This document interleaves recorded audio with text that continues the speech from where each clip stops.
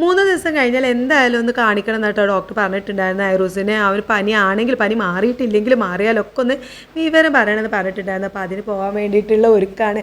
എൻ്റെ ഹസ്ബൻഡ് വന്നിട്ട് ഒരുമിച്ച് പോകാമെന്നാണ് പറഞ്ഞിട്ടുള്ളത്. അപ്പോൾ 5 മണി 5:30 ആകുമ്പോഴേക്കും എത്താം. അപ്പോഴേക്കും ഞങ്ങളോട് റെഡിയായി നിൽക്കാൻ പറഞ്ഞതൊക്കെ ആയിരുന്നു. പക്ഷേ ഞങ്ങൾ റെഡി ആയില്ല. കാരണം ഇത് ഐറൂസിന് ഫുഡൊക്കെ കൊടുത്ത് മരുന്നൊക്കെ കൊടുത്ത് അവനെ സെറ്റാക്കി പിന്നെ പോകുമ്പോൾ പാലോ എന്തെങ്കിലുമൊക്കെ കൈ പിടിക്കണം.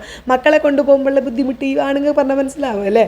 എന്നാലും ഞങ്ങൾ രണ്ടാളും കൂടിയാണ് ഐറൂസിനെ മാറ്റി. മോളും ഇതാ റെഡിയായി വന്നിട്ടുണ്ട്. അങ്ങനെ ഞങ്ങളെല്ലാവരും കൂടി ഒരുമിച്ച് ഇറങ്ങുകയാണ് കേട്ടോ. കാരണം ഈ ദുമ്മുനെ പോകുന്ന വെഹിക്കലിൽ ട്യൂഷൻ ഇറക്കണം. അവൾ സ്കൂൾ കഴിഞ്ഞ് വന്ന് നേരെ 5:30 ട്യൂഷൻ തുടങ്ങുക. അപ്പോൾ അവിടെ ഇറക്കിയിട്ട് വേണം പോകാൻ. ട്യൂഷൻ സെൻറ്റർ ഒന്നല്ല കേട്ടോ, ഒരു വീട്ടിലൊരു കുട്ടി പഠിപ്പിക്കുക. 5:30 തൊട്ട് ഒരു 6:30 6:45 വരെ ഉണ്ടാവും. പിന്നെ നിസ്കരിക്കാനും അതിനൊക്കെ സമയമായിട്ട് ഒരു 7 മണിക്ക് മടങ്ങി വരും. പിന്നെ തുടങ്ങുക ഒരു 7 7:45 തുടങ്ങിയിട്ട് 9 മണി വരെ അങ്ങനെ ആയിട്ടുണ്ടാവുക. നമ്മൾ സ്കൂളിലെ ഹോംവർക്കും കാര്യങ്ങളൊക്കെ ഒരു പറഞ്ഞു കൊടുക്കും, ചെയ്ത് കൊടുക്കും. പിന്നെ പരീക്ഷ എക്സാമൊക്കെ ഉണ്ടെന്നുണ്ടെങ്കിൽ നമുക്ക് അത് ആ വിഷയം നല്ലവണ്ണം പഠിപ്പിച്ചു കൊടുക്കും. അങ്ങനെയൊക്കെ ഉണ്ട്. അപ്പോൾ എനിക്കിപ്പോൾ ഒരു സമാധാനമാണ്.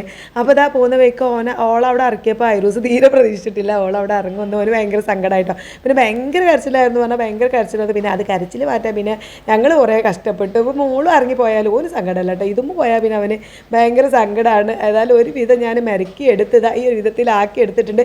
പാട്ടുമൊക്കെ ഇട്ടെടുത്തു. പിന്നെ ഫോണിൽ അവൻ്റെ കാർട്ടൂണും കാര്യങ്ങളൊക്കെ ഇട്ടെടുത്തതാ ഒന്ന് സെറ്റായിട്ടുണ്ട് കേട്ടോ. അങ്ങനെ ഞങ്ങൾ നേരെ കൊണ്ടോട്ടിക്ക് പോവുകയാണ്. മോളിനെ കെട്ടിച്ചത് കൊണ്ടോട്ടി ആയതുകൊണ്ട് ഐറൂസിനെ കാണിക്കുന്നത് കൊണ്ടോട്ടി റിലീഫ് ഹോസ്പിറ്റലിൽ ഡോക്ടറിനെ കാണിക്കുന്നത്. അവിടെ ചെന്നപ്പോൾ ഭയങ്കര തിരക്കായിരുന്നു. ഏതായാലും കുറേ നേരം വെയിറ്റ് ചെയ്ത് ഞങ്ങൾ ഒരുവിധം അവനെ കാണിച്ചു. ഓൻ ഈ ഹോസ്പിറ്റലിൽ വരിക എന്ന് പറയുന്നത് തന്നെ ഭയങ്കര പേടിയിട്ട് ഐറൂസിന്. ഞങ്ങൾ കുറേ നേരം വെയിറ്റ് ചെയ്ത് കാണിച്ചപ്പോൾ വലിയ കുഴപ്പമൊന്നുമില്ല എന്ന് പറഞ്ഞപ്പോൾ സമാധാനമായി കേട്ടോ. അപ്പോൾ നേരെ പിന്നെ ക്യാൻറ്റീനിൽ പോയി പഴംപൊരി ചായ കുടിക്കാനായിരുന്നു ഭയങ്കര ഇഷ്ടമാണ് പഴംപൊരി. പക്ഷേ അവന് സുഖമില്ലാത്തൊരു പനിയൊക്കെ ആയതുകൊണ്ട് ഇതുവരെ കൊടുത്തിട്ടുണ്ടായിരുന്നില്ല. എണ്ണ ഇങ്ങനെ കഴിക്കണ്ടല്ലോ എന്ന് കരുതി. ഇന്നിപ്പോൾ സുഖമായതല്ലേ റെഡി ആയതല്ലേ എന്ന് കരുതി അവൻ്റെ ഒരു പഴംപൊരി ചായയൊക്കെ വാങ്ങിക്കൊടുത്തു. കൂടെ ഞങ്ങളൊക്കെ കഴിച്ചത് അവിടുന്ന് പിന്നെ പോകുന്നു. രാത്രി 8 മണിയോട് കൂടിയാണ് ഞങ്ങൾ വീട്ടിലെത്തിയത് കേട്ടോ.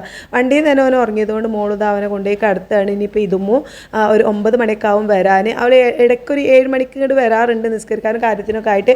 പക്ഷേ ഇന്ന് ഞങ്ങൾ വീട്ടിലില്ലാത്തത് കൊണ്ട് പോരണ്ട അവിടെ തന്നെ നിന്നോന്ന് പറഞ്ഞ് സ്നാക്സ് കഴിക്കാനുള്ള സ്നാക്സൊക്കെ കൊടുത്തയച്ചിട്ടുണ്ടായിരുന്നു കേട്ടോ. അപ്പോൾ അതാ അവൾ വരികയാണ് കാണുന്നത്.